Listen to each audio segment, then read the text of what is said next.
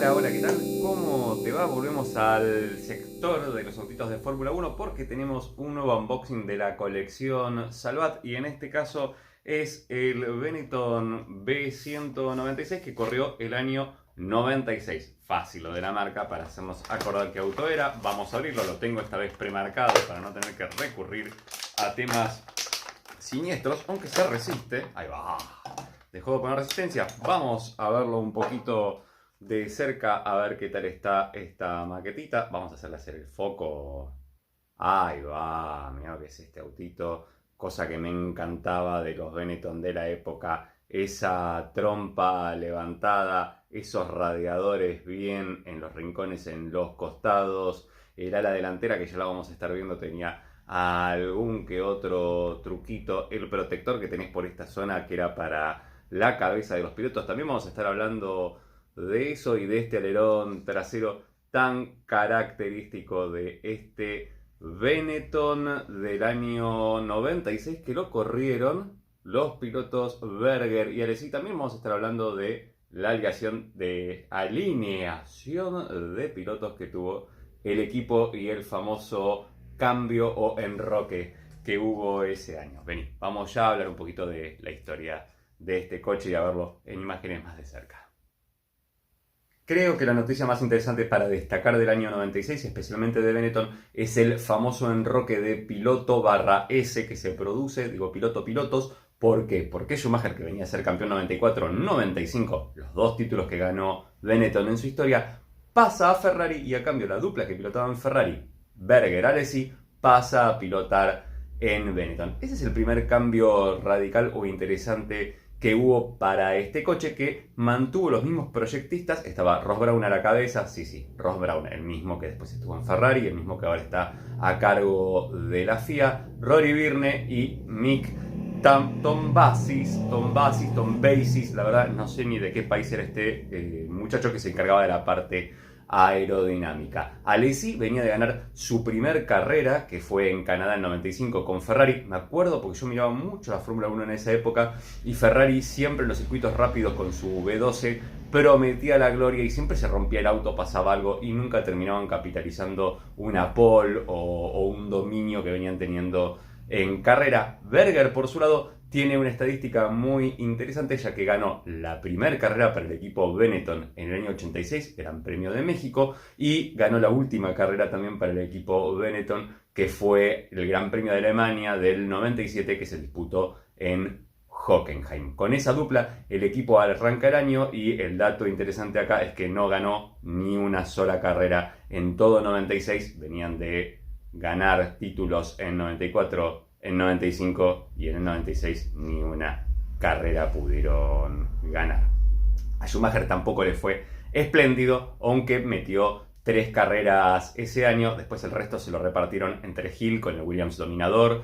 Después estuvo también Villeneuve, que debutaba ese año. De 16 carreras, Hill ganó 8, Villeneuve 4, Schumi 3 y Panis ganó la de Mónaco, que fue, me acuerdo, una carrera de demolición donde, bueno, el que quedó en pista terminó ganando definitivamente con un Ligier que era un auto bastante parecido, digamos, al Benetton. Algo así como las flechas rosadas en esta temporada de la Fórmula 1.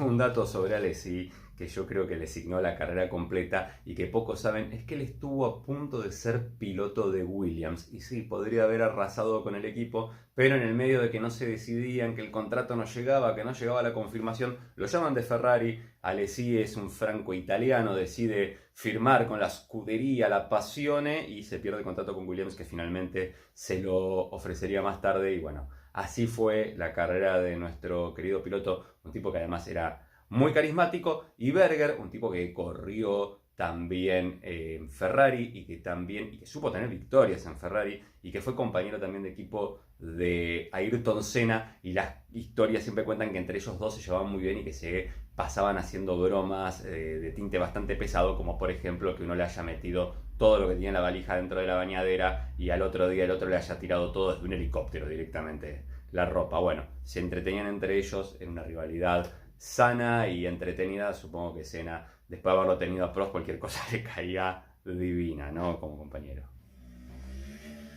Ya si pasamos puntualmente al auto, lo primero que te voy a decir es que para mí los coches de los 90 fueron la década donde yo más miré Fórmula 1 y esto es, no sé si alguno de ustedes vio alguna vez Doctor Who, serie que recomiendo mucho, dicen que el Doctor Who que uno más quiere es el de su generación. Bueno, el auto de Fórmula 1 que uno más quiere podría llegar a ser el de su generación, ese es mi caso. A mí los 90 me gustaban mucho los autos, especialmente porque eran muy anchos, con esos brazos de suspensión muy lindos, alerones grandes y muchos casos muy curvilíneos, como por ejemplo lo habíamos visto ya con los Jordan. En este caso se le agrega un cambio que perdura hasta hoy en la Fórmula 1 y que tiene que ver con los protectores de cabeza, unos protectores que venían por el accidente que tuvo Mika Häkkinen en el Gran Premio de Adelaida en Australia, que era el que cerró la temporada 95, donde tuvo un accidente muy fuerte, golpeó muy fuerte con su cabeza y se sacudió mucho y se recuperó, dicen, milagrosamente de las lesiones que tuvo. A partir de ahí se empezó a poner ese protector que iba por el costado, que si lo vemos acá en el auto,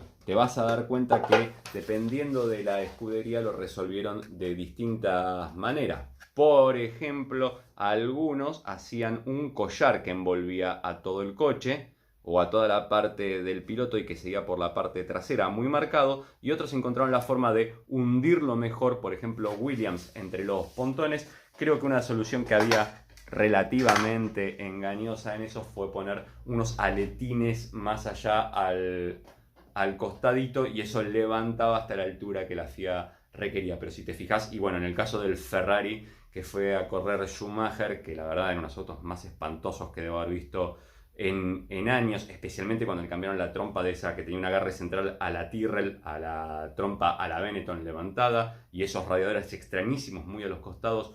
Un diseño que Barnard ya había probado en otros vehículos. Ese fue el último Ferrari, creo yo, que diseñó John Barnard, por suerte. Bueno, y que tenía todo ese como envoltorio, parecía como una carcasota. Si lo mirás en los Williams era mucho más fluido y parecía más integrado a la figura del auto. No en vano, el auto proyectado por el mago Adrian Newey arrasó y de lo lindo.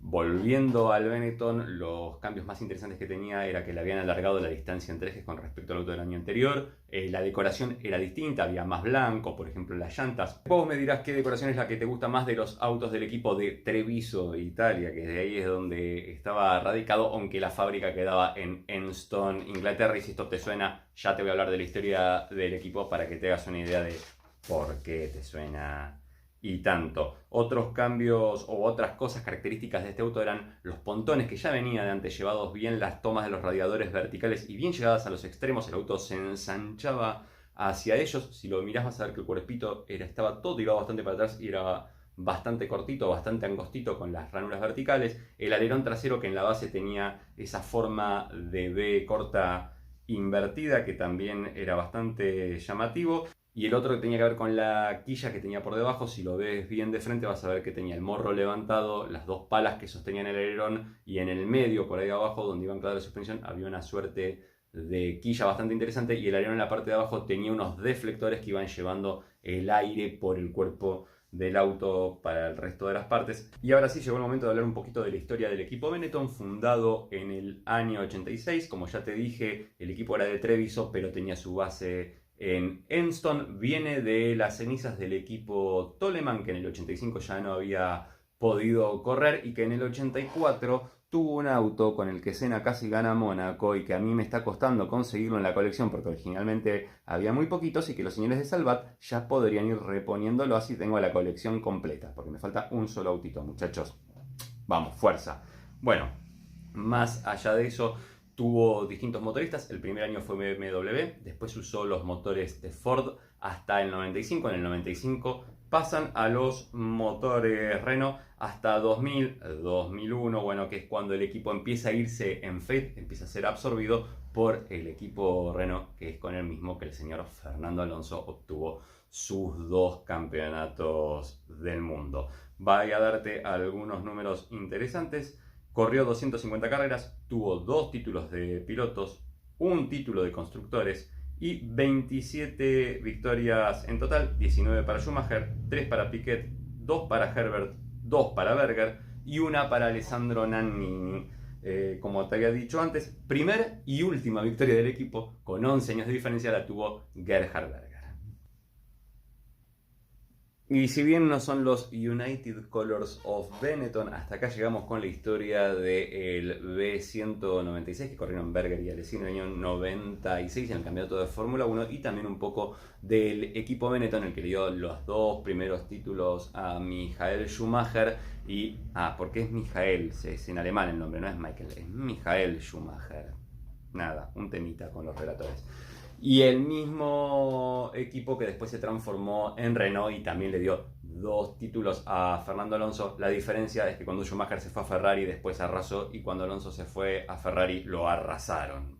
Una pena, digo yo. Después vos me dirás cuáles son tus pilotos favoritos y quiénes te parecen que son geniales y que hubieran merecido seguramente más títulos de los que tuvieron en la carrera de Fórmula 1. Porque esto, y acordátelo siempre, es hablemos de autos, que quiere decir, yo te cuento la historia, te muestro, te exhibo, pero abajo en los comentarios lo interesante es que charlemos y que se arme un ida y vuelta con lo que nos parece, sin insultar, sin maltratarnos siempre, porque así el diálogo es más enriquecedor y entretenido. Muchas gracias por acompañarme, nos vemos en el próximo video que puede llegar a ser un unboxing, un noticiero. ¿O quién te dice que me largo con unos editoriales que tengo bastante picantitos para hablar? El primero de todos sobre las pantallas multimedia de los autos que para mí empeoran las cosas en vez de mejorarlas. Se armó.